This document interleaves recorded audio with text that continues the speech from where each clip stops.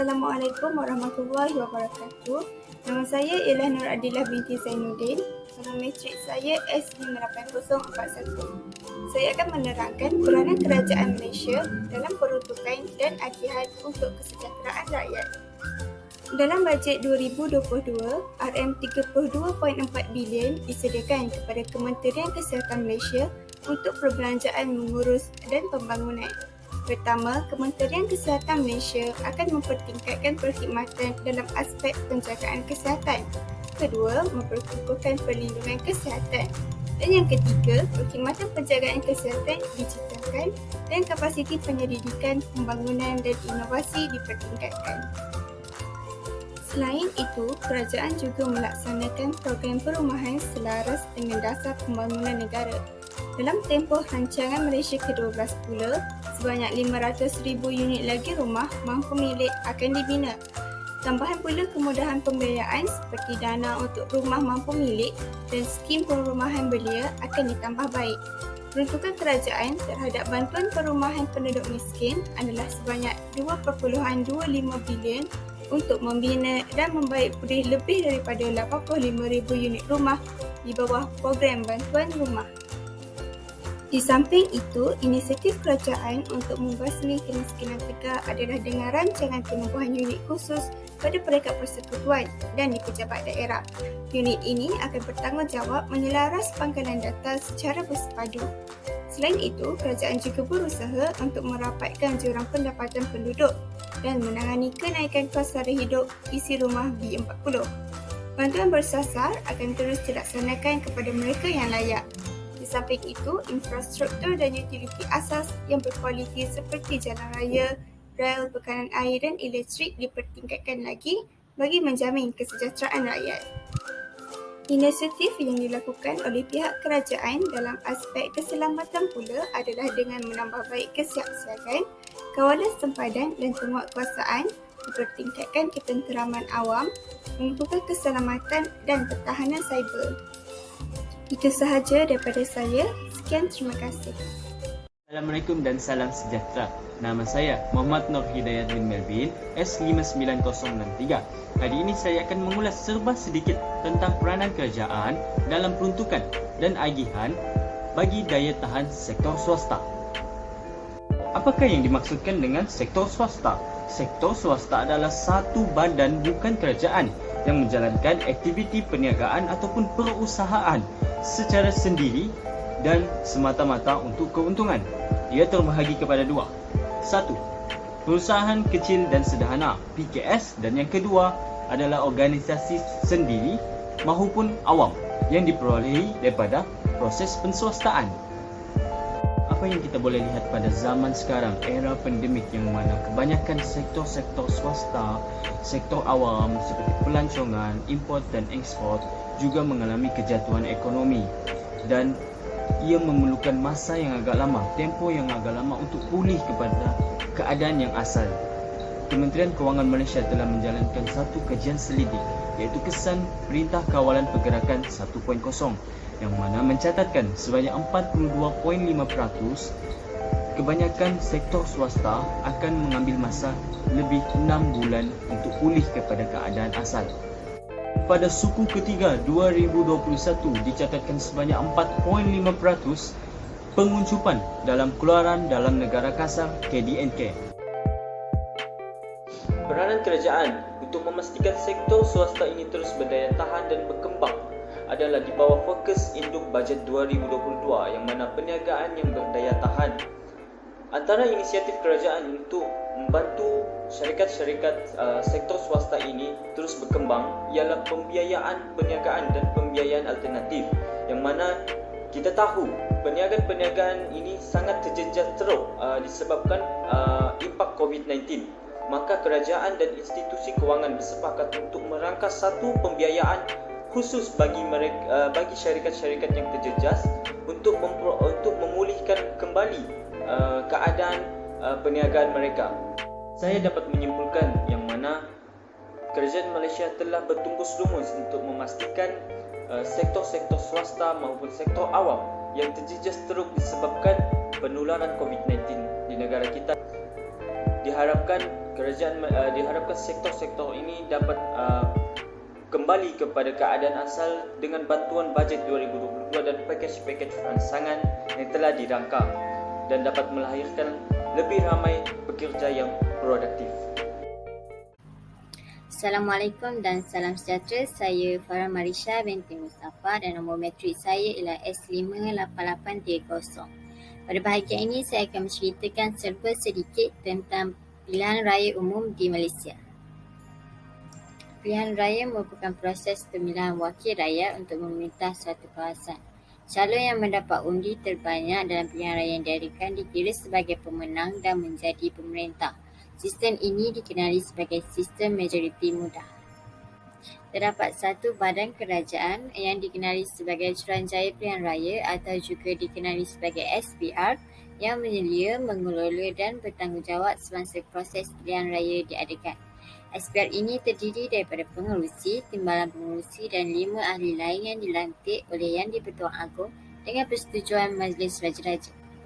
SPR berfungsi sebagai pembuat kajian dan persepadanan semula bahagian-bahagian pilihan raya, menguruskan pendaftaran pengundi dan menjalankan pilihan raya umum apabila berlaku kekosongan disebabkan oleh faktor-faktor tertentu.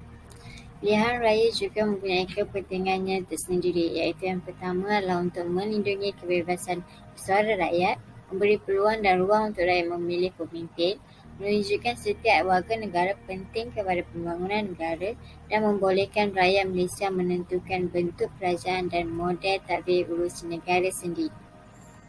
Pilihan raya di Malaysia telah diadakan sejak tahun 1957 lagi. Dengan adanya pilihan raya ini, pemerintah negara akan dipilih secara gelus dan adil berdasarkan pilihan rakyat sendiri. Akhir kata, saya berharap agar politik di negara kita terus aman dan damai walaupun diuji dengan musibah seperti COVID-19. Sistem Kesihatan dan Pengurusan COVID-19. Saya Nur Aina Fitria binti Abu Bakar, nombor matrik S59450. Kewujudan penyakit COVID-19 dalam kehidupan masyarakat dunia telah memberikan tamparan hebat yang mengejutkan masyarakat dunia, khususnya di Malaysia. Kerajaan Malaysia telah memutuskan menggunakan strategi Perintah Kawalan Pergerakan pada 18 Mac 2020 bagi membendung penularan COVID-19. Hal ini dapat ditunjukkan melalui nilai kebolehjangkitan negara dan jumlah kes dilaporkan kenaikan secara mendadak. Kerajaan telah membentuk satu prosedur operasi standard SOP bagi mencegah pencegahan COVID-19.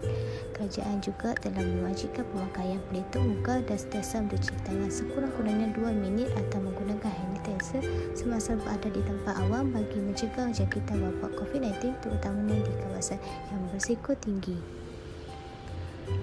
Peranan kerajaan yang pertama meningkatkan sumber manusia bagi kegunaan di semua fasiliti, yang kedua meningkatkan jumlah katil di hospital dan hospital hybrid COVID-19, yang ketiga menjalankan lebih kerap ujian RTK, yang keempat kawasan sepadan dan pintu masuk antarabangsa yang ketat, yang kelima meningkatkan aktiviti program imunisasi COVID-19 kebangsaan bersama agensi-agensi kerajaan dan swasta untuk mencapai liputan imuniti di kelompok di Malaysia. Assalamualaikum warahmatullahi wabarakatuh dan selamat sejahtera. Saya Nur Al-Syafiqah binti Mahyudin dengan nombor matrik S58094 akan menerangkan tentang peranan kerajaan Malaysia dalam kawalan harga barang. Isu kenaikan harga barang sering dihadapi oleh kebanyakan negara, tidak kira negara membangun maupun negara maju. Isu ini kebiasaannya berlaku disebabkan faktor-faktor tertentu seperti faktor permintaan dan penawaran, musim perayaan, situasi ekonomi global dan sebagainya. Isu ini menjadi bola hangat masyarakat sehinggakan kerajaan telah mengenakan kawalan harga barang bagi mengatasi masalah ini dari terus berlanjutan. Kerajaan bertindak dalam mengenakan Akta Kawalan Harga dan Anti Pencabutan 2011 yang berfungsi untuk mengawal kenaikan harga tinggi yang dikenakan oleh peniaga semata-mata untuk meraup keuntungan. Peruntukan akta ini memerlukan setiap perniagaan untuk mengikut harga maksimum yang telah ditetapkan dan meletakkan tanda harga merah jambu pada produk jualan. Akta ini membolehkan pihak berkuasa dapat mengenakan tindakan yang segera kepada peniaga yang gagal mematuhi peraturan. Tindakan akan dikenakan di bawah Akta Kawalan Harga dan Anti Pencatutan 2011. melebihi harga maksimum bagi perseorangan, denda sebanyak RM100,000 atau penjara 3 tahun atau kedua-duanya sekali atau dikompang sehingga RM50,000. Bagi syarikat, denda sebanyak RM500,000 atau kompang sebanyak RM250,000. Bagi tiada tanda harga merah jambu, perseorangan akan dikenakan denda sebanyak RM10,000 atau kompang sehingga RM5,000. Manakala bagi syarikat pula, denda sebanyak RM20,000 atau kompang sebanyak RM10,000. Selamat sejahtera, saya Fezroni Ondos S60713 akan membentangkan pelaksanaan fiskal Federal Malaysia. Pengenalan pelaksanaan fiskal Federal Malaysia. Dasar fiskal berkesan dapat mengimbangi antara keperluan pertumbuhan dengan kemapanan fiskal yang sangat penting bagi Malaysia dalam mencapai kestabilan makroekonomi dan keuangan awam yang kokoh. Oleh itu, pendirian fiskal perlu lebih fleksibel dan beroperasi berdasarkan strategi, cukai, dan perbelanjaan yang berkesan bagi memacu hala tuju pembangunan negara. Dasar fiskal mengembang menyokong pemulihan ekonomi negara. Pelaksanaan fiskal kerajaan persekutuan terus memberi keutamaan untuk memacu negara keluar daripada krisis pandemik COVID-19. Sokongan fiskal yang ketara dijangka mampu mengawal penularan COVID-19, menyokong aktiviti ekonomi domestik, menjana pelaburan, merangsang perbelanjaan pengguna dan mewujudkan peluang pekerjaan terhadap rakyat Malaysia. Dampak dasar dan pengurusan fiskal kepada sisi ekonomi negara Malaysia.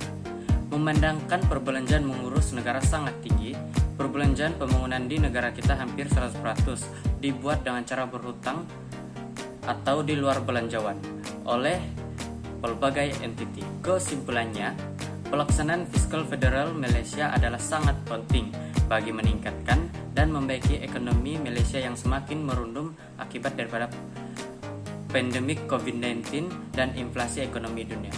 Oleh itu, sebagai rakyat Malaysia, kita perlu menyokong usaha kerajaan dalam menangani pelbagai masalah berkaitan dengan ekonomi negara.